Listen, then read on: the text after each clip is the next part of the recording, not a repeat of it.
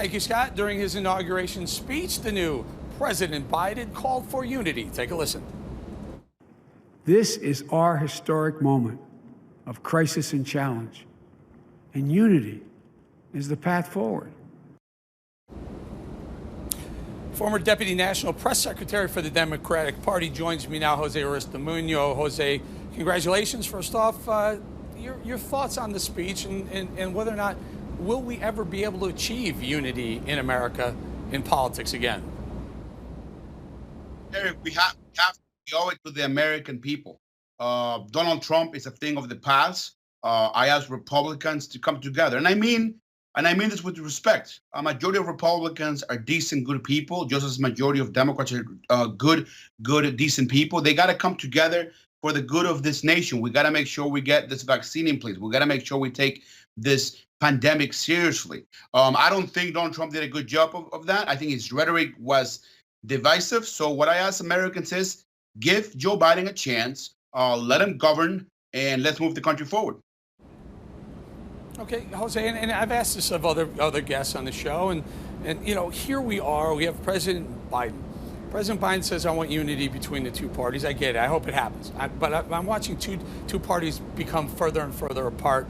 And again, there are calls for anyone who ever worked for Trump to never be employed again. There was a Forbes business editor saying, if you hire Kellyanne Conway, Kayleigh McEnany, Sarah Huckabee Sanders, or any of the other press secretaries for President Trump, if you hire them as a company going forward, we Forbes will consider everything the company says as a lie.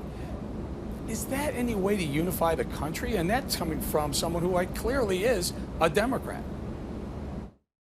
Totally. Look, I understand. I read the piece. I think it's certainly strong language, but I understand at the same time where it's coming from, right? I mean, we know, Eric, that Donald Trump and some of his senior aides lied to the American people. They said that the election was fraudulent. They said that Joe Biden cheated, when you and I perfectly know, not just you and I, but the CIA, the FBI, over 60 courts in the United States of America, that there was no fraud. This election was clean. So for the former government to lie, this former administration to lie to the American people, it's something that we cannot allow as a country. So that's what, I understand. I think, again, the language was strong, but there's one thing calling people out for their lies, and there's another thing calling for unity. It's two different things. All right, and I'm trying to figure out how they work together in the upcoming Democratic administration. But okay, so let's say those people who work for Trump, and as you say, they lied, so they're never to be trusted again. But there are others on the left now saying that if you voted for Trump, you're racist, or others saying anyone who was a Trump supporter needs to be deprogrammed. That's not the surrounding the president, Trump. That's everyone else who just likes some of the things he did for the country. Now we're racist or we need to be deprogrammed? Look, that's a good point. I disagree with that. I know that Alexandria Ocasio and some others within the party said that we need to deprogram some of the radicals of the Trump party. Look, we have radicals on both ends. We have extremists on both ends. I don't think they do any good for the country.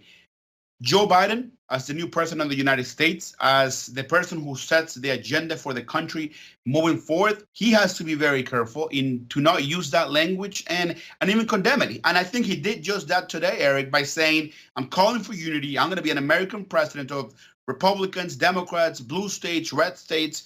Now we got to wait and give him a chance to follow suit. I'm optimistic. You know this. Joe Biden has worked with Republicans his whole life. We know that many Republicans within the party of leadership, Mitch McConnell, Lindsey Graham, and others, have started to distance themselves from Trump. And I think they're going to come together with Biden, call for unity, call for comfort. Let's bring the compromise back to Washington. That is a good thing. Let's bring it back to Washington. Let's get people back to work. Let's get this pandemic under control and go from there. You're being optimistic. There's no compromise in Washington. You know why Mitch McConnell and Marco Rubio and the rest of them are pushing away from Trump? Because it keeps this place intact. It keeps the gravy train intact. It keeps the grift in play for them. They didn't like Trump because he came in here and he threatened their bottom lines over here. That's why they're pushing away from. Do you really think there's going to be unity between the Republicans and the Democrats going forward? No, they know what it is. It's their turn. It's the Democrats' ball. They got the ball right now.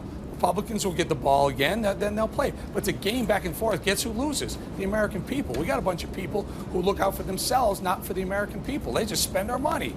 About a minute.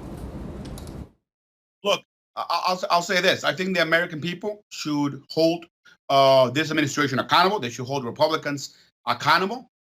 They were elected to serve the American people. Look, partisanship shouldn't be tolerated. We got to be bipartisan. We got. Look, yes, am I optimistic? Absolutely.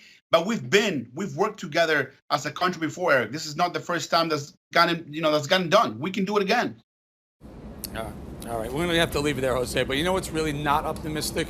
That's a beautiful picture of the Capitol, right? But if the camera were able to pan down here, there are thousands of military lining the streets. There's 10-foot fences with barbed wire on top. It just doesn't seem like America. Jose Aristimuno, always good having you. See you again soon.